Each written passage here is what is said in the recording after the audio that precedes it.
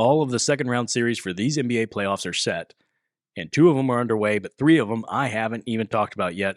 And so that's what I'm going to do. I'm going to quickly go through and give my preview and prediction for the 3 series that I haven't yet talked about, starting with the Knicks and the Pacers.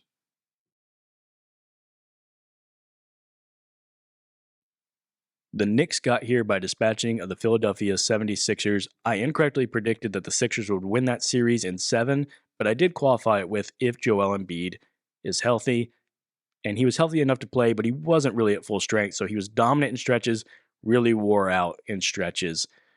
I also wondered who would be Philadelphia's third best player because we know Embiid's their star. We know Maxi's a sidekick. I said, could Tobias Harris finally fulfill what he should be and what he's paid to be and be that third option? And he wasn't. He really was a no-show. He had no points in the final game. I'm guessing he won't be back with Philly next year. I'm guessing wherever he is, he won't be making nearly as much money as he's made on this last contract. Kelly Oubre was another possibility for that, and I think he was their third best player. And I was really impressed with Oubre. He's somebody who I hadn't liked through most of his career. I always thought he was a guy who was just more concerned with getting his points and not so much with playing winning basketball. And he's a guy who really committed to just focusing on defense and trying to slow down Jalen Brunson, and seemed like he didn't care if he got his shots or not. That's winning basketball. And so I found myself becoming a Kelly Oubre fan. And I'm curious to see if they'll bring him back next year or if he'll be somewhere else. I would want him on my team if I watch these playoffs. So shout out to Kelly Oubre. So what does Philly need going forward? They're a known team to have cap space and be looking for an upgrade. A lot of people are going to say they need more offense for when Embiid is wearing out like he did in some of these fourth quarters. Some people are going to say they need a backup center for when he's just off the floor because B-Ball Paul wasn't looking like he was up to par. I submit what they need actually is a point guard. I know Maxey is nominally a point guard, but he's really a scorer at heart. And I think that Philly was at their best when Kyle Lowry was on the floor being that floor general. I think they could bring him back, but he's not going to be a big minutes guy anymore. And so if I'm looking at what this team really needs, I think they need a premier floor general. And that doesn't have to come from the point guard position. That can be a wing who's more of a facilitator. But I think if they had a facilitator, a guy who was more interested in, I'm going to get Embiid where he wants the ball in his spots. I'm going to help set up Maxey while he's running around like crazy. I think that would be what they could most use. As for the Knicks, I want to sing their praises a little bit. They're tough as nails. I like how hard they play. They really seem to be connected. And I really should like this team more, especially their point guard, Jalen Brunson, because he's an undersized guard who uses a great low center of gravity and good footwork. He's very crafty. It's just the foul baiting I can't handle. It's the getting by a guy and then doing the jump break check for the guy to bump into you to draw a foul. It's dribbling and a guy bumps you so you throw your head back to really sell the foul. I should like Jalen Brunson, but I don't enjoy watching him play basketball because of that. My big question for the Knicks going forward is the same question I had in that last series, going into that last series. That's just, can they keep up the offense? They kept up the offense in this past series, but they also had some things going their way. For example, Josh Hart shot 43% from 3 in that series. He was a 31% three-point shooter in the season. Is it just a hot stretch, or is Josh Hart going to continue to be a threat in these playoffs? They need more help continually around Brunson. As for the Bucks and Pacers, there's not a lot to say about that series because I correctly predicted the Pacers to win in 6. It's not that big a deal. The Bucks were without Giannis, who is one of the best players in the world. They had a limited Dame. He was in some games, out of other games. And when you're missing your 2 best players, it's just really hard to win in the NBA playoffs. And the Pacers, to their credit, played well, took advantage of it. Particularly Pascal Siakam looks like a great in-season pickup for them. And now the Pacers are in the second round. For their showdown with the Knicks, I think the big question in this series is, can the Pacers handle the Knicks' physicality? It's really a question about pace because the Pacers want to get up and down and play fast and lots of offense, and the Knicks want to slow it down and they want to beat a team up. So if the Knicks can slow the game down, it's really going to favor them. If the Pacers can speed it up, it's going to favor them, especially because you look at the Knicks are not very deep right now. Tom Thibodeau is already known for really shortening rotations and playing guys lots of minutes. He's down to like 6 guys who are healthy and he trusts. So they're playing big minutes. They have 2 of the top 3 minutes guys per game in these playoffs. They have 3 of the top 7. So if this is a series that the Pacers can get the pace up and down, it's possible the Knicks could wear out. That said, my prediction is still that the Knicks are going to win this series in 6. I'm betting on their superior toughness and their experience, but it may also be a bit about not being able to picture the Pacers in the conference finals. I'm sorry, Pacers fans.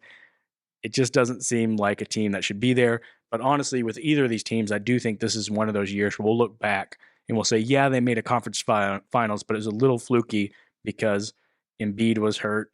He still played, but he's hurt. Giannis was hurt. It wasn't getting to there at full strength.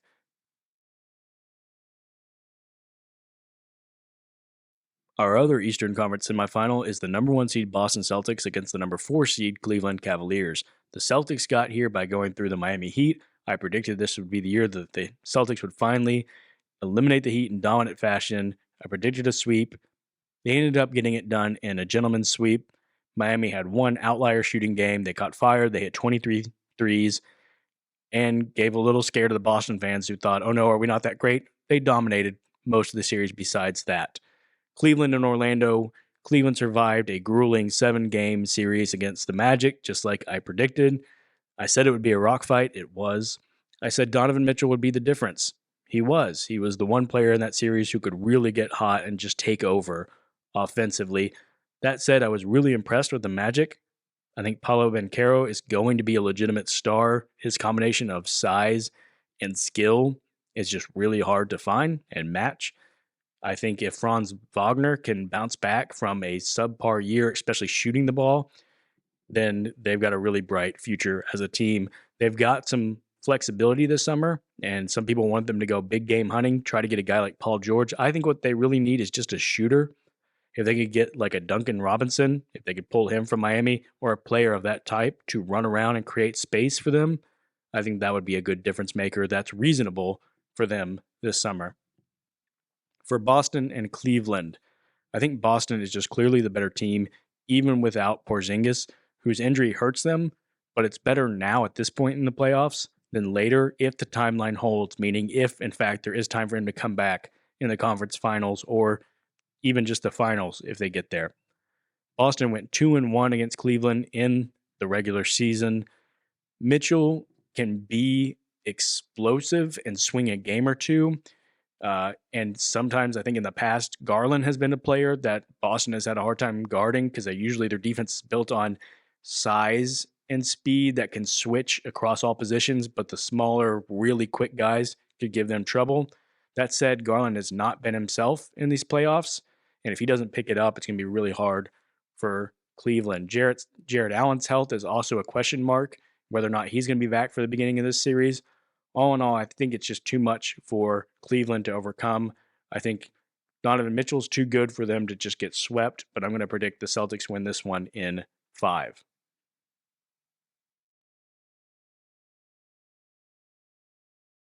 Moving over to the Western Conference, we have a matchup between the number 1 seed Oklahoma City Thunder and the number 5 seed Dallas Mavericks. The Thunder got here by beating the New Orleans Pelicans. I predicted the Thunder would win that series in 7. I did not expect the level of dominance they had in that first round series. Now, the Pelicans were without Zion, but I don't think he was going to make up the gap between these two teams in that series. I do think the Pelicans have some tough questions going forward. I don't think they're ready to move on from Zion, as frustrating as all of the injury history has been, because you're just not going to get equal value for him at this point. But I do think they're probably going to have to reassess what they're doing with Brandon Ingram. What about CJ McCollum? It might be time to move off of both. That said, they've still got a lot of good things going on with that franchise. They've got some good young wings. They've got draft assets. If Zion can get healthy, it's not all despair in New Orleans, but this wasn't a great look in the first round. For the Thunder, I underestimated just the depth of the team, the fact that they don't really lack a weakness. Like all 5 guys they have on the court at all times can all make a play. They can all dribble. They can all shoot for the most part. I know Giddey's not a great shooter, but he's good enough playmaker to keep teams honest. They're really connected. I love the way that the team after the game, it's cheesy, but when one guy goes to do the post-game interview, they all kind of come and huddle around. It just reminds me of even the young OKC teams with Durant, Westbrook, Harden, and those teams seemed young and all connected and energetic together. I like that all 5 of their starters average double digits, so you can't hone in on one guy as much as you might say just slow down Shea because he is the guy. They've got other guys who are going to hurt you. Chet can explode offensively, and so can Jalen Williams, and Giddey can get going. Dort even hit shots. They bring in guys off the bench like Isaiah Joe, who's a knockdown shooter. They're a tough team to stop because they just come at you from so many places. Mavericks, they got here through going through the LA Clippers. It was a valiant effort by the once again Kawhi-less Clippers for most of the series. But predictably, elimination game, James Harden, Paul George were not clutch. In fact, they combined in that closeout game for 2 for 16 from 3. Kyrie is really the story for Dallas. He's looking like prime Kyrie again. And when we talk about prime Kyrie, I know most people think about the amazing handles and the finishing package. He's kind of always got that. What I like about prime Kyrie is prime Kyrie likes just playing winning basketball. I like when Kyrie is locked in defensively. He's actually a good defender when he really wants to be, and he was trying to be in that series. He really wanted to lock down James Harden, and he played a lot of good defense. The team has the best balance, the best roster balance in this Luka era. As far as they've got a couple bigs, they're good at protecting the rim and rolling like Luka wants. Luka and Kyrie, if one of them isn't going, you know the other one can pick up the slack. They've got some good wing defenders around him.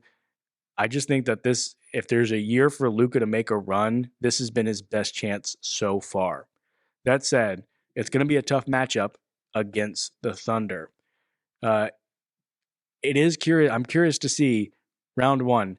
Was it more about how good the Thunder are or how down the Pelicans were? Will youth and inexperience ever rear its head for OKC because they are the youngest team in the league? They haven't had this playoff experience. At some point, are they going to look like they don't know what to do? Are they going to make bad mistakes? Who will control the pace of play? The Thunder are going to want to play faster. The Mavs kind of like to slow it down. Luka likes to work his, pick and rolls and slow drives, off-speed stuff on guys, the step backs. So if the Thunder can control the pace and get it up and down, that's going to favor them. But it's not exactly like the Mavs can't score if the pace gets up and down.